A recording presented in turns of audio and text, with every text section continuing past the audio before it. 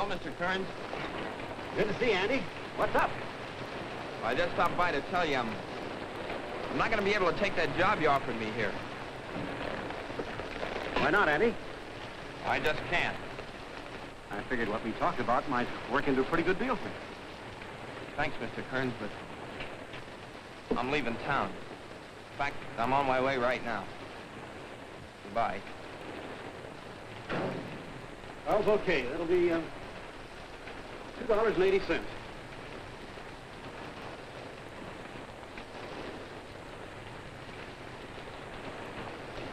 Leaving town? Why? I'm sick of this place. I want to go where I can make some real money. Hi, Joe. About a mile up the road, washed out.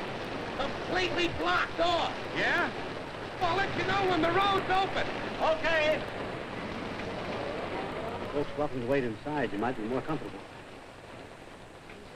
Thank you.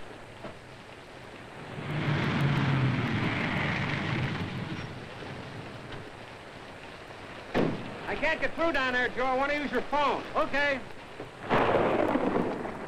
The lights. Folks, I'll have a lamp on in just a minute.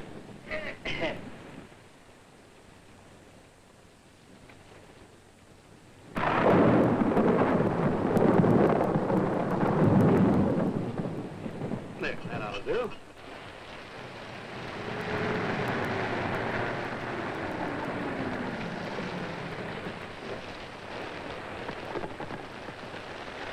Can I fill her up? This will probably be a blow to you, but I just stopped for a cigarette. Oh, that's okay, but the way you're headed, the road's washed out. Oh, brother. Those people in there are in the same fix. Why don't you join them? Okay, deal me, and I'll pull on over. Right over there.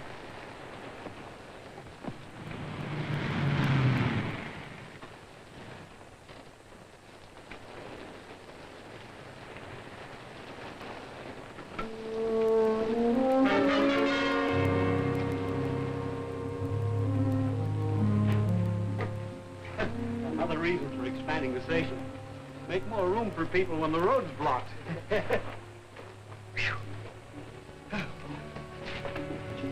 Handle the 20? Yes.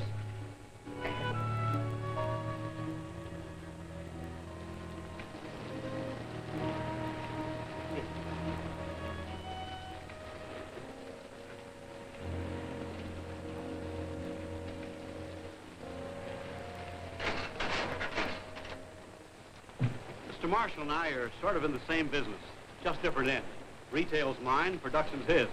He just did something that nobody ever did in these parts before. He struck oil. Struck oil? Boy, that's the kind of luck I'd like to hit all of a sudden. So you think I was lucky, huh? Oh, weren't you? For the past few weeks, that's all I've heard. Luck, luck, luck. I feel I earned what I got the hard way. My break was a long time coming, son. It isn't easy to find oil. It's even tough to find a place that looks like oil land. I'd been wrong plenty of times before, but I had a certain peculiar feeling about this last place. So you study the geology of the ground, see if it looks like any other oil land you've ever seen. Finally, maybe you find a shell fossil that gives you a real clue. Then, with a little bit of dynamite, you set off some charges under the ground. The vibrations of the explosions are picked up on a seismograph.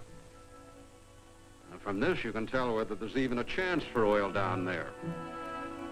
A lot of work, a lot of dollars, a lot of engineering knowledge is represented in what you finally see towering against the sky. So you start drilling. And that's an experience like nothing else in the world. You'd have to go through it to know all the heartbreak. It takes money, men, machinery, patience, sweat, and guts. And of certain things, like money, you've only got so much. And you know that wildcatting this kind of an operation, the odds are 8 to 1 against you. Yep, 8 to 1 that you'll go broke.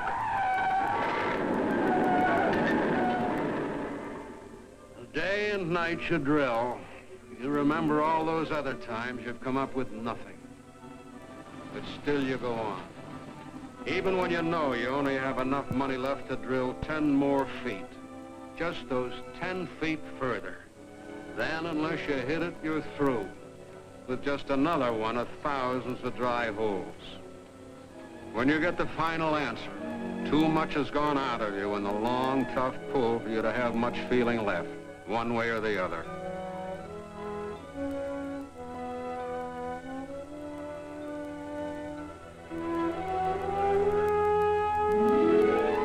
Then there it is, at last. A lump of mud, oily, success. Well, when you hit oil in a new part of the country, a lot of oil company representatives come flocking to bid for drilling rights on all the surrounding land, public or private, just on the strength of one well coming in. I guess that brings us back to here, where pretty soon now your jobber might, just might be bringing you oil and gas right out of my well. Could be. Who knows? Everyone around here is pretty excited. Things are going to really boom. It seems to me this is a pretty good place for anybody looking for a start. If there's going to be so much money floating around here, how do I get some of it? There are definite rewards for individual initiative and determination, patience and courage. Yeah, sure, I know. I've been hearing that Horatio Alger stuff till it bounces off my ears. Office boy to president. You, too, can own a big convertible and marry the boss's daughter. Well, that isn't the way it works, see? You get out of high school, you get a measly little job for a few bucks a week. At the end of 6 months, who gets the promotion and the raise? Not you. They give it to the boss's nephew. You find out you're wasting your time trying to make it the hard way. I know how hard it is to keep on believing in the right when you see people all around you doing wrong and profiting by it. You've got to keep faith in certain things no matter what happens. Faith in God, and faith in your country, and faith in yourself. Because if we ever lose that faith, our way of life will be lost, too. Good, lights. Oh, now how do we tell when the road's open again? Oh, the highway patrol will come along. That's something I don't think I'll wait for. All right, line up over there. Not you, kid. You and I seem to think alike, kid, along lines of getting ahead. I can use you, and I'm offering you a break. Frisk these solid citizens for me. You can be well on your way to that big convertible.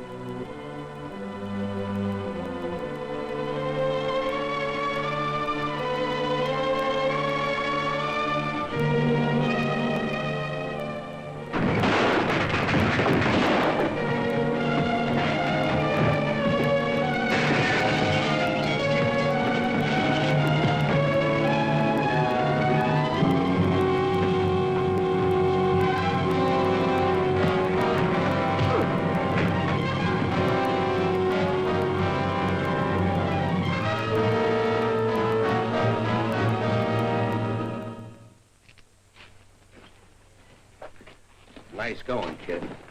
Lucky, no bones hit. All you'll have is a stiff arm for a few days. I better get back on the job. You're going to be all right, kid. It's a good boy, Joe. I have an idea we're all going to be better for what happened here tonight.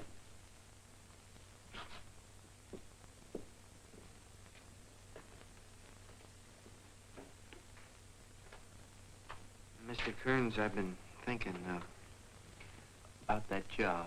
I was wondering if... It's still yours, Andy. A salary, and after tonight, what do you say to a nice bonus on any business you bring in?